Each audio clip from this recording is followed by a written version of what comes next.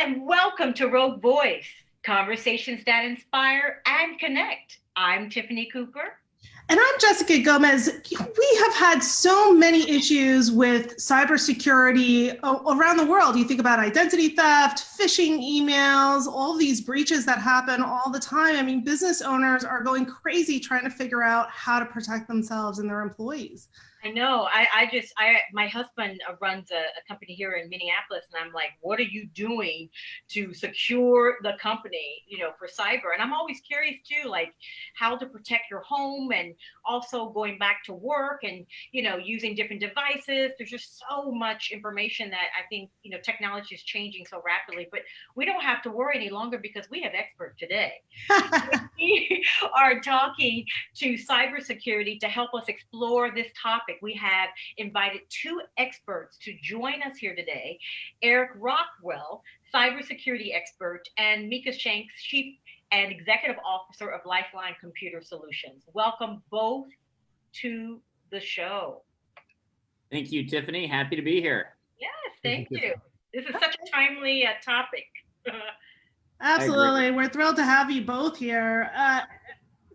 Eric, I want to start with you. What sparked your interest in cybersecurity, and what would you say are some of the key factors to your success in this field?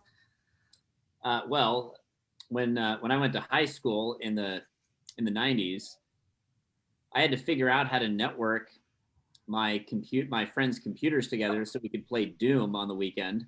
I'm not joking. I had to figure out this thing called a network so we could play this game. And the network immediately became more interesting to me than the game. And when I was in 9th grade, I discovered that I could access any server in the entire school district from any computer in the library without a password. That's a scary thought. An old teacher might be listening to you right now. But they say mother is the inventor of necessity, or necessity is the mother of invention, right? Trying to just play a game, and it really sounded like it opened a whole world for you. So right. You've been in this since high school. Tell us about what you do today. Well, today I help companies prevent that sort of scenario from happening. Back then in high school, I had that aha moment and said, wow, this should not be possible. How is this possible? And it shouldn't be this easy. So today I help companies prevent that sort of thing from happening. Cybercrime has gotten a lot more advanced than that.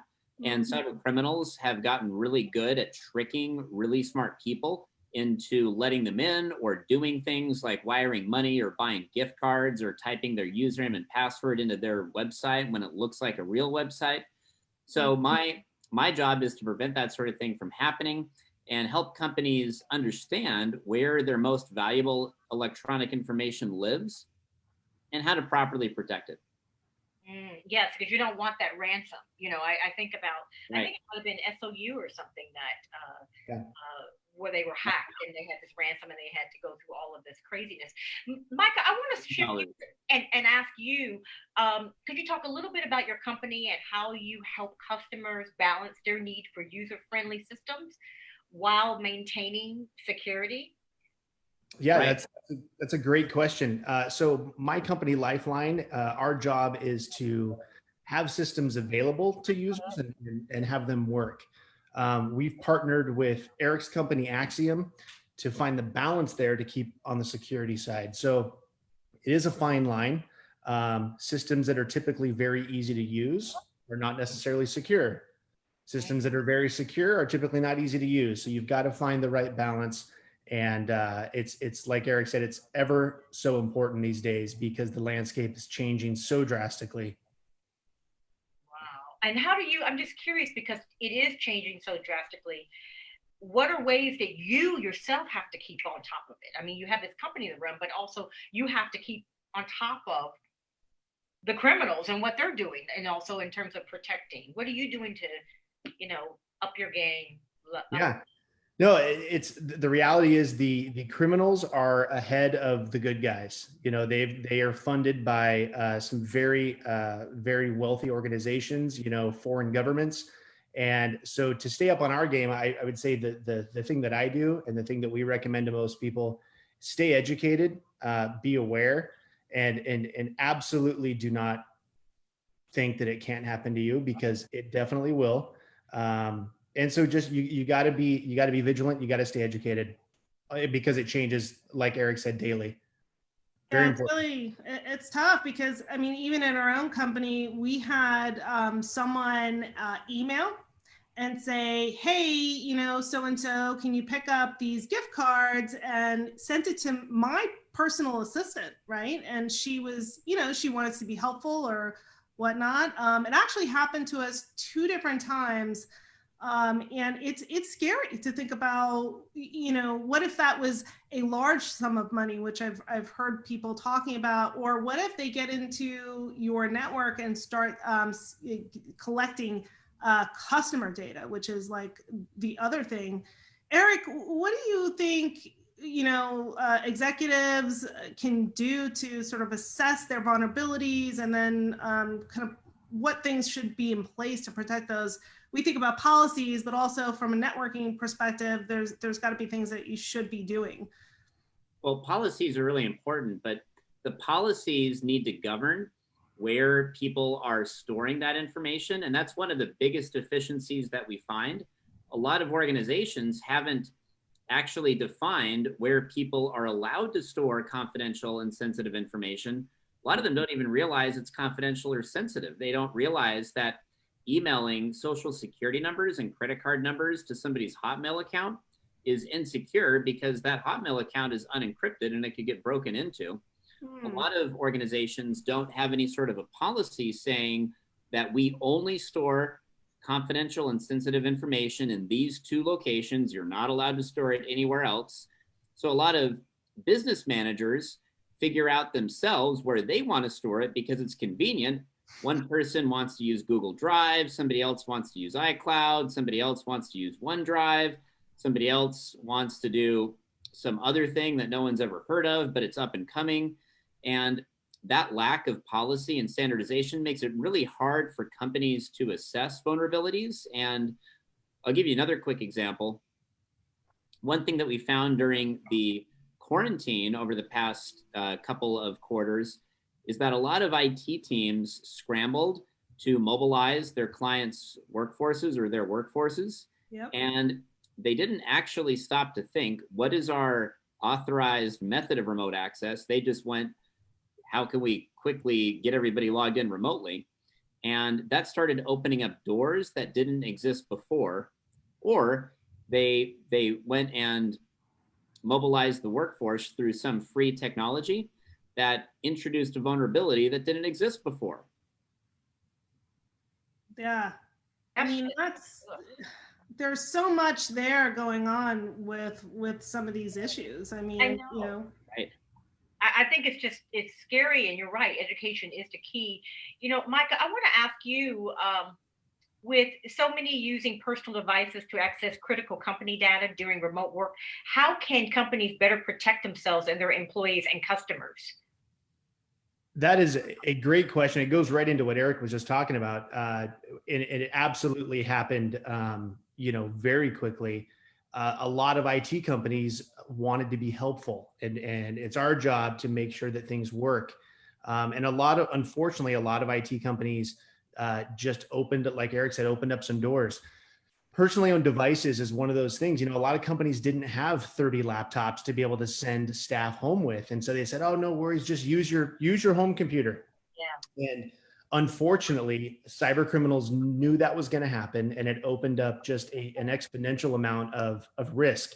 So personally owned devices are a big struggle. And I would say my philosophy, and I know Eric shares this philosophy, is personally owned devices should not be allowed on corporate networks. It introduces a level of risk that it's not worth the risk.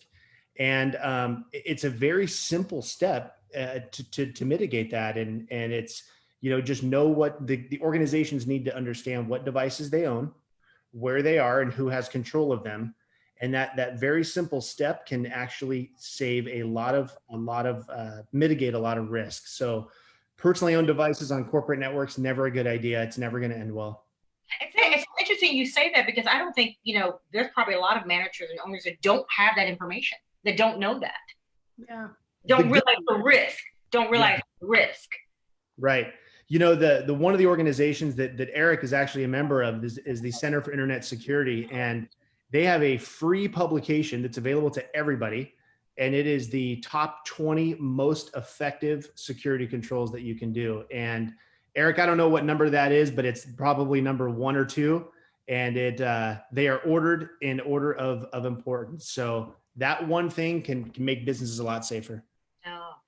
I think about, cell phone, people having email access on their cell phones, and a lot of people don't want to have to carry 2 different cell phones around and those types of things. But it sounds like it's something that's really important. Kind of making sure that you can collect those devices back. Is it because the devices aren't set up properly? Is that the main issue with personal devices? I'll give you a couple of threat scenarios pertaining to personally owned devices. Yeah. So, Micah, I'm gonna assume here that your kids have a computer of some sort that they probably use for school or playing on the internet on the weekends. Is that true? Yes, they do. Are all of their personal computers encrypted with advanced encryption systems, 256-bit or higher? The computers that we own, they are, but the school ones probably not. And do you have an anti-malware system that's capable of detecting threats like a cyber criminal remote controlling one of their computers? Yes. Most people probably don't on a personally owned device. So the risk is that we can't control a personally owned device the same way that we can control business assets, like a business owned computer.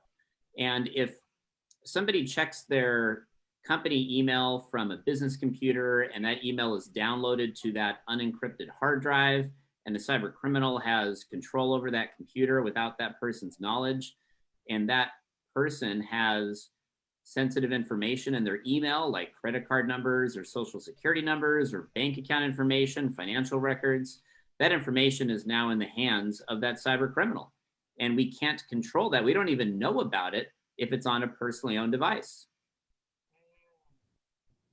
Yeah, and what are some of the best malware programs, the software? My husband has one on his computer that you recommend. There's so many out there, that it can be very confusing which one is better than the other. They're always upgrading. I'll let Micah take that one, but I'll say something first. Just the simple fact that you know that you have one with an active subscription is so important. Yeah. Most personally owned devices that we come across have an expired copy of Norton Antivirus 2005 or something like that, and no one's renewed it for years. Like Sophos, Sophos, yeah. Oh my gosh, yeah. I think we have a viewer question too, Tiffany. Yes, I love that. This is such a hot button. So the viewer question is, and either one of you can take this. If you are a business owner, what should you be asking yourself and your team to determine how vulnerable you are? I'll take that one first. So the first question is, do you know where all of your company's information is actually stored? How many different cloud systems do you use? How many file sharing systems do you use? Do you use Box, Dropbox, OneDrive, Google Drive, iCloud, blah, blah, blah? I mean, is there a limit on it? Have your employees purchased their own systems and applications, or have they signed up for free systems to host information? So the first question is, do you know where all your information is, including the different cloud providers and computers and things like that? And the next question is, have you secured those computers and those cloud providers to some sort of a standard security benchmark, a configuration guide that defines the most secure but still usable configuration standard for that technology? Or are there vulnerabilities inside of Google Drive or OneDrive or something like that that exist because nobody changed the default configurations? Nobody changed the default configurations in Windows. They just installed Windows right out of the box and did some updates.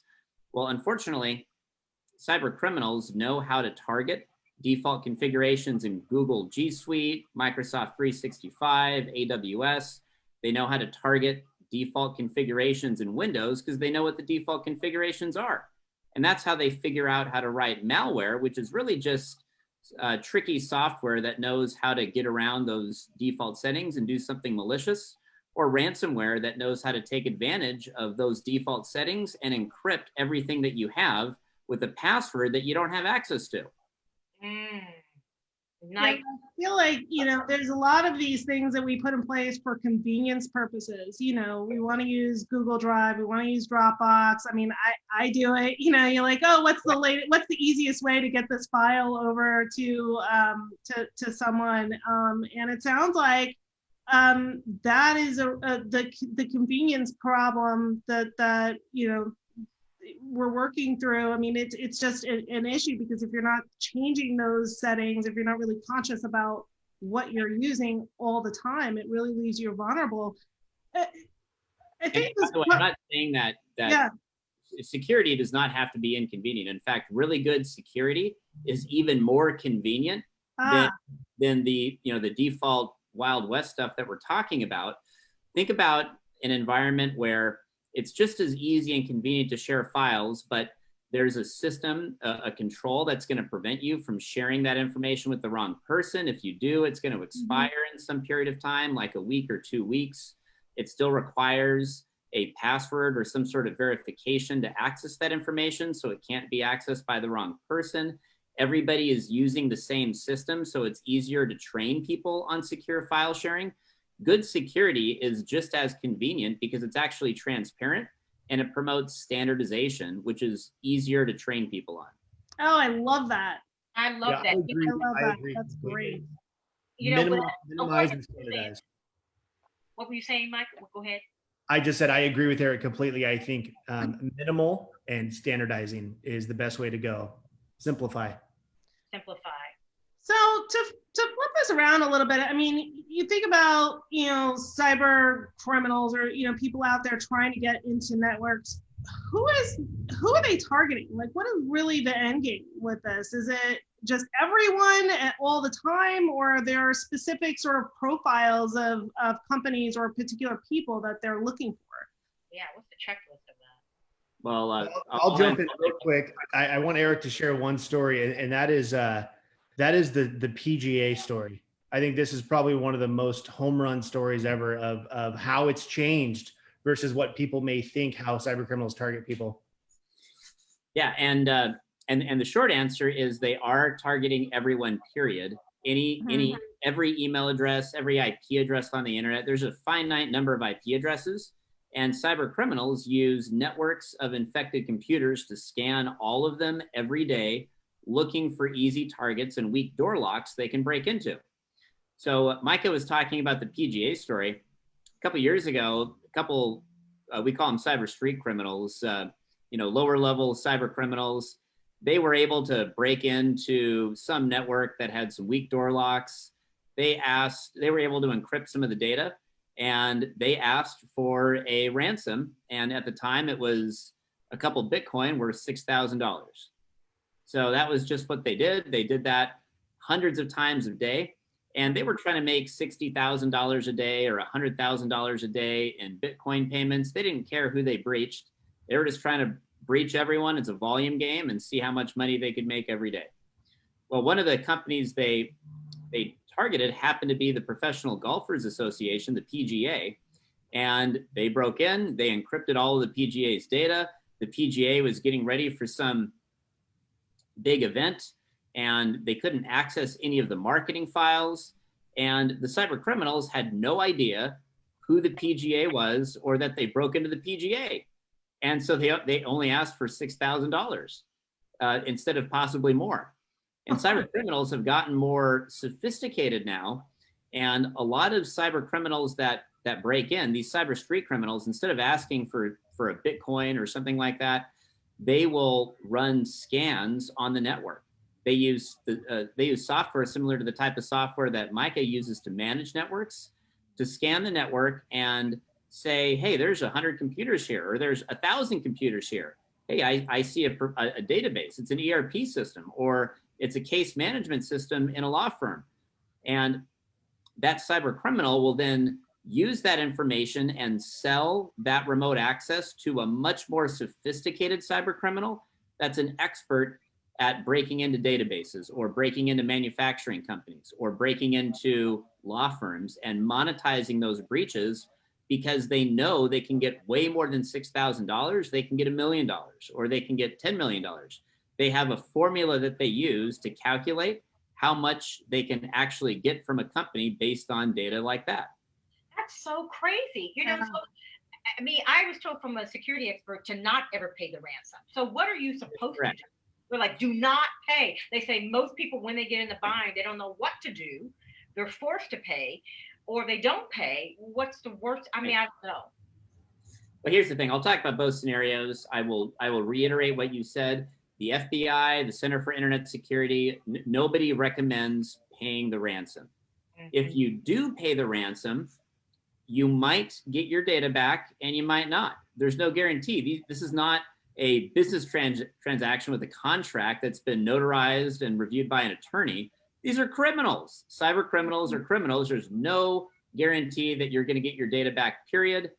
Even if you do, what the cyber criminals do is they document who they breached, how they breached them, and what sort of things they want to exploit, basically a procedure on how to do it again.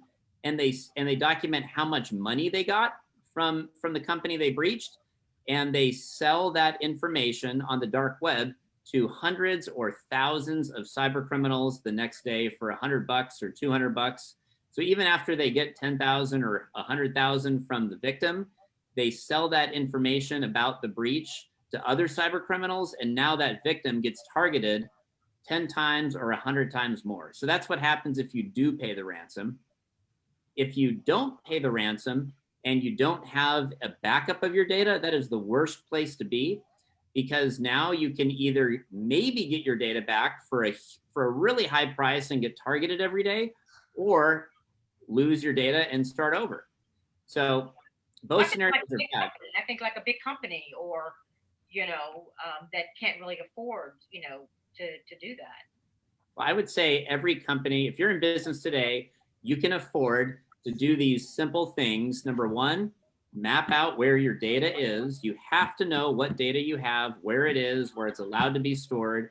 You have to make sure with evidence that it's getting backed up every night, and it can't get backed up in the same environment.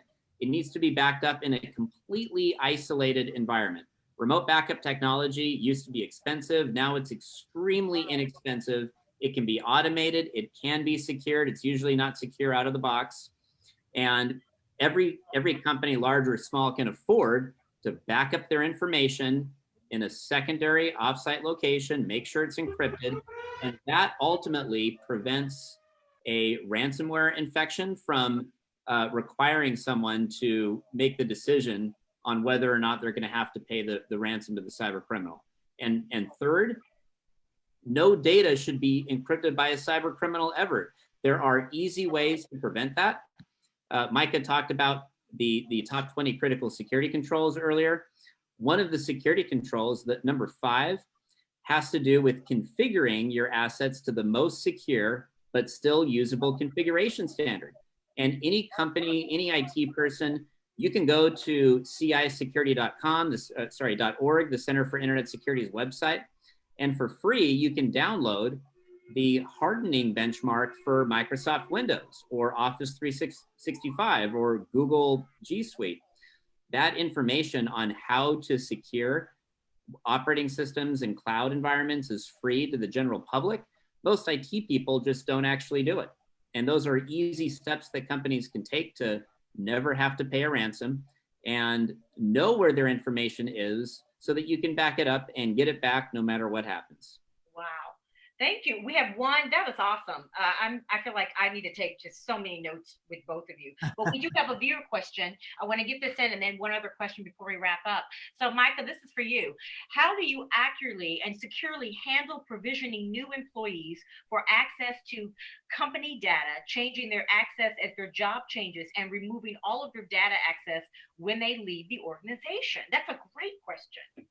That is a great question, Tiffany. And I can't tell you how many times this type of scenario comes up, obviously all the time, and just some very simple steps can prevent some major problems. It goes back to what we've been talking about of just standardization, policy, procedure. You know, most businesses have procedures and policies in place for what they do. You know, there wouldn't be a restaurant is going to have some sort of procedure for making a meal that they could train a new employee on. IT and security should be no different. And so if there should be policy, there should be procedure around a new hire or a termination or a job promotion or a change.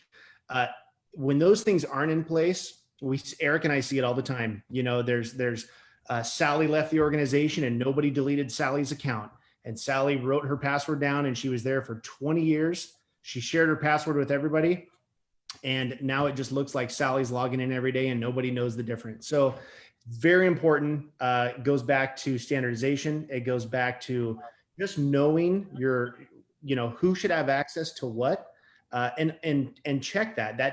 It's not a set and forget thing. This is something that needs to be maintained all the time, needs to be checked all the time. User accounts and staff that aren't there need to be shut off. And, you know, these are not huge changes that we're talking about. These are not difficult. They just need to be done. And when stuff like that and those steps are taken, a lot of risk is mitigated. So very important. Great question. Yeah, I feel like, you know, it's one of the things that smaller companies, family-owned companies, a lot of times you don't think about until there's an issue. Is that, when you start working with a new company, is it standard practice for IT professionals to like do an audit to find out what those policies are, or do they just jump in there? It's been a while since I've had a brand new IT team, but I would think that would be something that you would want as a business. You know, you would think and hope that it was a standard procedure, but unfortunately it's not. It should be, but a lot of times a new IT company will come in and just kind of follow suit to just what's been done. There's no questions asked.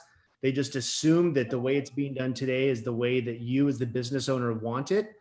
And that's how you get yourself in trouble. That's how the IT team can get themselves in trouble. And that's how the business owners can get in trouble. It's best to assume nothing and ask a lot of questions. And a lot of that discovery process is where some of this bubbles up. And I can't tell you how many times we've heard it of, I didn't know that was happening. Or why is this account still there? They haven't worked here in 5 years. I didn't know all the staff had access to the QuickBooks files.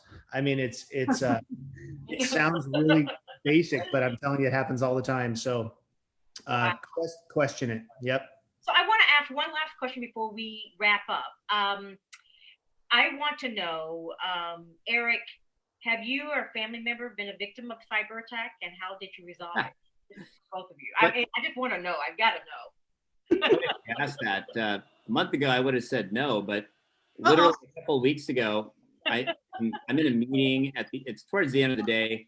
I'm getting, my phone's just blowing up. My dad keeps calling me and I think there's an emergency. Well, it turns out my uncle, we'll just call him Uncle Steve, fictitiously. He was panicking because he couldn't figure out what was going on. All of his friends were calling him saying that he was hacked. He had no clue what was going on.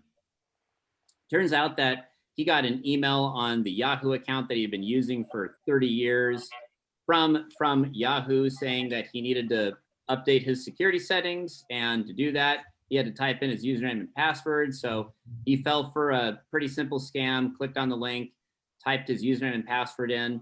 A cyber criminal from Nigeria logged in and configured a rule that sent all of his new emails to a junk folder so he couldn't see them, and replied and sent an email to everybody in his address book saying, hey, I got an emergency. I really need your help.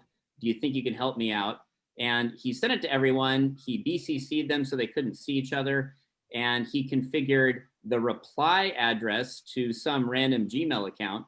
So he started getting replies from all these friends, and he thought that he didn't know what to think, actually. So Uncle Steve called my dad called me, and I was like, Uncle Steve, calm down. I would never normally ask for anyone's password, but given the circumstances, I know I'm never going to get you to figure out how to join a Zoom or something so I can see what's going on. So give me your password. It's compromised anyway. You're never going to use it again, and we're going to immediately change it. Once I changed it, I looked at the logs. I got the cyber criminal logged out of the Yahoo account. I found the forwarding roles. I figured out what happened, and we drafted a nice email to everyone and said, sorry, this was fraud, blah, blah, blah. Fortunately, none of Uncle Steve's friends sent the cyber criminal money or anything like that, but some of them did respond, and the cyber criminal said, I have an emergency and I need you to send me a $400 gift card. Here's how to do it. Of course. Wow. Home Wow. Depot. Oh man, I wish we had more time to just continue on. God, this is so great, but we're going to have to wrap.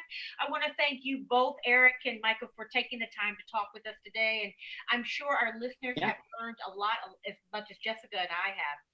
Remember to tune in to Rogue Voice online every Thursday at 4 p.m. Pacific Standard Time, and connect with us on our YouTube channel and Facebook, where you can send us a message or leave a comment. We want to hear from you. So tune in. Thank you, and we look forward to seeing you next time. Thank you. Thank you. Thank you.